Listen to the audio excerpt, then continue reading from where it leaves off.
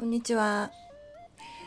今回も、外国人の方にインタビューを行いました。で、今回は、フリーマーケットの時にやったんですけど、私から声をかけるという以前やったような形ではなくて、フリーマーケットのお店の傍らにこんな人を募集しますみたいなインタビューに答えてくれる人5分から10分ぐらいで終わりますので、もしご希望があれば声がかけてくださいみたいなサインを置いておきました。そしたらね、割とその外国人の方がそれを見てくれて近づいてきてお話をしてくれました。なんかね、私から声をかけると結構敬遠されるんだよね。だからなんていうのかな、話の内容もちょっとあまり最初のうちはあまり話してくれないっていう形で、話していくうちにだんだん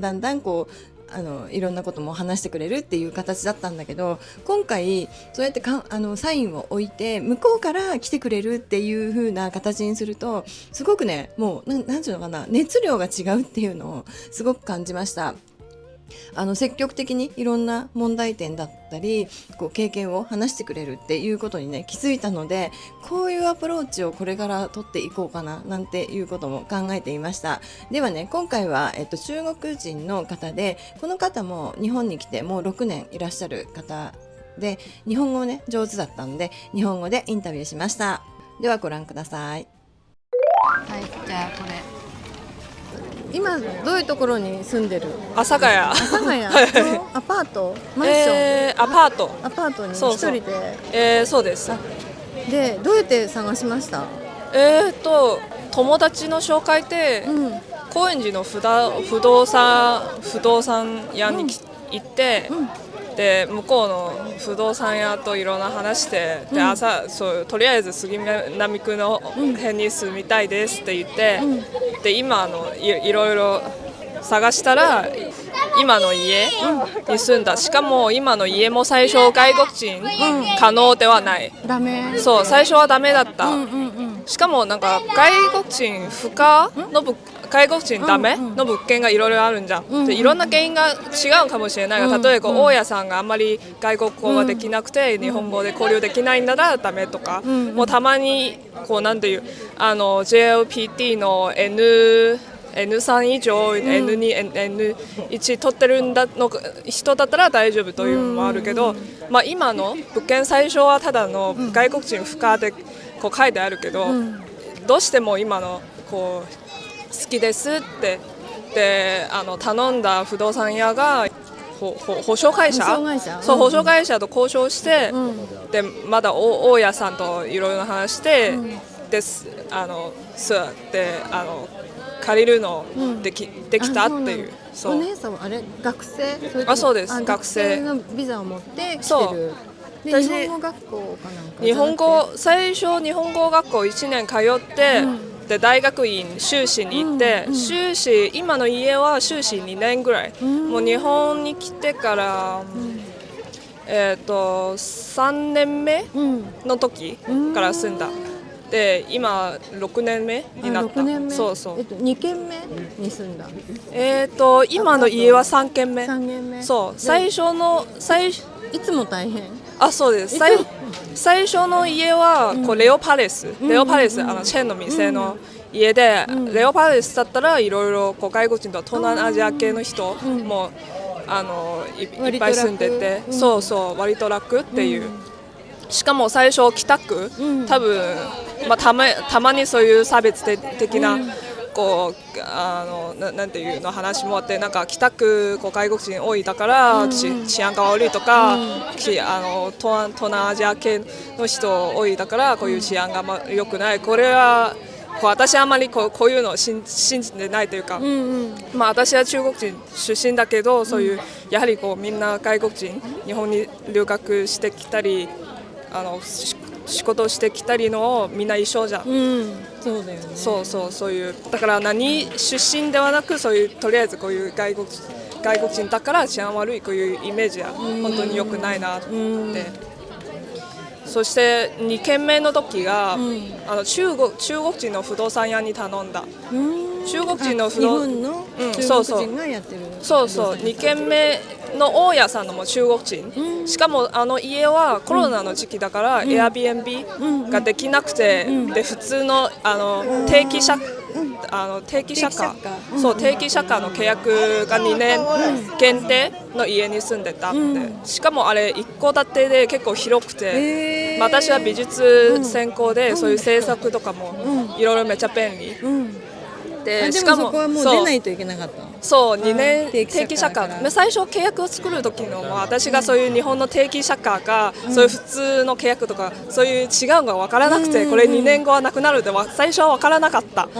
で住んで1年の頃は、保証会社から来年は契約中止ですって、そういうお知らせが来て、大変だって分からなかったって、まだ新しい家探さないといけないといういろいろ、そして普段もよく高円寺の辺に遊んできたり友達もできたり、じゃあ杉並区に住もうかなと思って、で高円寺に来て、でまだ日本人の不動産屋に入ってそういういろいろ話してって、で今の家って感じです。いやもうじゃあ引っ越しが大変なんだね。引っ越しっていうか部屋探しが。そうやはりちょっと差別的なところはすごい感じる。そうですね。しかももしただ日本人の大家からの各党から見たら、そういう言語的な問題も一方で、もう本当にコロナの時期が、なんかコロナのためにビザがなくなったり、いきなりもう帰国するっていう人もいて、で帰国するときは本当にただ国に帰ってそういう全然片付けなかったとか、そういうただ家を残って帰っちゃった、そういうトラブルもあったから、そういうみんなイメージ悪くなった、そういうもういろいろ大変だったねって、そうだから必ずどっちかの一方的な責任ではない。そう自分はそう思ってる。あと言葉の問題言われてもね、でも間に誰かが入ればいいって私は思うんだけど、結構私も探してて、日本語喋れますか、喋れませんって言うともう終わり、ダメってなっちゃったりするから、ここで仕事するんですか、日本で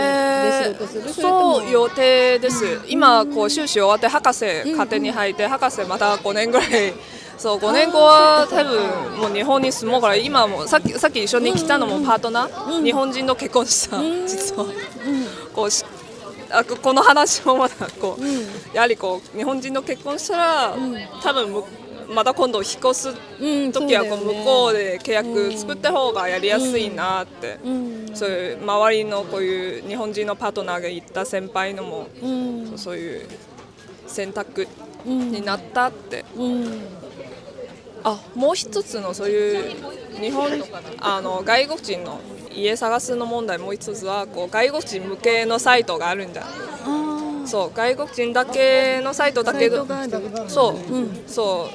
しかも値段が結構高い、普通のよりは。外国人専用の物件のサイトがあるの？ある。外国人がやってるの？それとも日本人の会社？いやこの会社はどっちの会社ちょっと分かんないですね。しかも高い。日本人のが借りるより高く出てるってこと？そうですね。可能の物件もだいぶ高級のアパートとか、そういう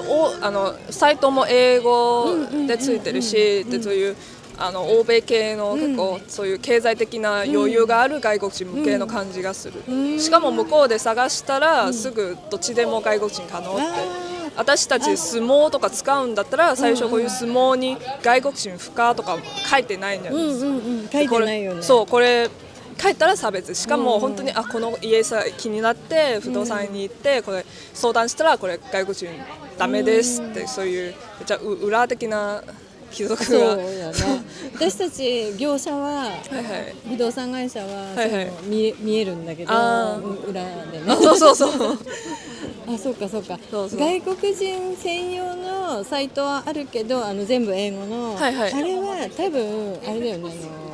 ビジネスではいはい日本に来てっていう人がメインなのかな。いやー金持ち留学生もそっか、いるのか。そういう金持ち留学生そうもいるから。もうこれも結構あ巨大なお金出せばあそうそうそう OK なんだよね。そうそう割とね。またなんか日本に1ヶ月くらい滞在するって人のも Airbnb とかホテルはちょっとお得じゃないけど、そういう1ヶ月くらい家借りられるんだったらいいなってという人のもこのサイトを使ったりって、あ、そっかはいはいそっか。じゃあもう普通の生活をする人にとっては結構大変なんだよね。そうです普通のっていうか、そんな贅沢そうでじゃなくて、すねそんなに経済的な余裕ではない人が、しかもなんか一般人的にはそういう、多分中学人留学生に対してはそういうきっと経済的な余裕があるでしょうというイメージがなんかあるじゃないですかってそういう感じてるけど、余裕じゃないですけどって、ちょっと差別的な感じはするわ。そして中国人系の不動産屋とかなんかお知り合いとか。私は知り合いはいないけど、台湾とか中国の人がやってる不動産屋はありますよね。そうそう池袋の辺があれも巨大な産業になってて、こう中国人不動産、まあ最初日本に来る時も中国人の不動産といろいろこう頼んだりという、まあいい人もいるし悪い人もいるという。こういうほら同じ出身だからってでこそ黙ったりそういうのもあって、まあ、これはこう中国人内部のそういう話なんだけど、そうめっちゃ優しくいろいろ探してくれたお姉さんもいたけど、そしてこう卒業した後どうしても仕事がこう探す就職主、もう難しくて不動産になった留学生もいっぱいいた。そう不動産屋業界に入ったらなんとなく金とかそういう安定性があるってみたいな、そうそうか、わかりました。なんかめっちゃ良かったです、話聞けてありがとう。またなんか助けが必要な時はいつでもご連絡ください。ありがとうございます。はい、いかがだったでしょうか。まあ彼女の場合やっぱりこう差別的なところをすごく感じたようで、それはね普通に仕事したり学校で勉強したりする人たちにとっては何人だからっていうのは関係ないっていうのをねすごくね主張していました。私もそれはすごいね同感です。それで、途中でなんか引っ越してすごくね広いいいお家を借りれたみたいなんだけど、それがねなんと定期借家契約だったらしいんですよ。で定期借家契約っていうのは借り主さんじゃなくて貸主さんの事情を考慮して作られた制度なので、割とねこう借り主さんにとっては賃料が安いっていうのはあるんだけど、割とこう自由に借りることが住むことができなくて2年で出ていかないといけないとか、中には契約を更新できるところもあるんだけど、基本的にはもう期間も決められていて、で退去しないといけない大家さんを中心に考えられた制度っていうことで、その定期借家のことについてはこの方は知らなかったっていうことで、そこからね部屋探しに苦労したということでした。今回彼が日本人だから、日本の学校を卒業して日本で就職して結婚すればこういう問題は起きないんじゃないかっていうことで、まあね本当スムーズに決まってくれたらいいなって思いました。彼女は大学の今度、博士号を取るそうです。すごいよね。なんか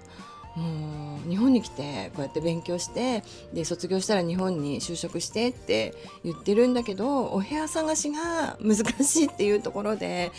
この生活の基盤がねなかなかこう整わないっていうところがとても影響大きいんじゃないかなって思いました。私たちだって普段ねこうやってお家に住んでいるけど、もしお家住むところが決まらなかったら本当にね生活は成り立たないじゃないですか。だからもう少しこう平等に暮らすことができたらいいなって思います。大家さんの立場としたら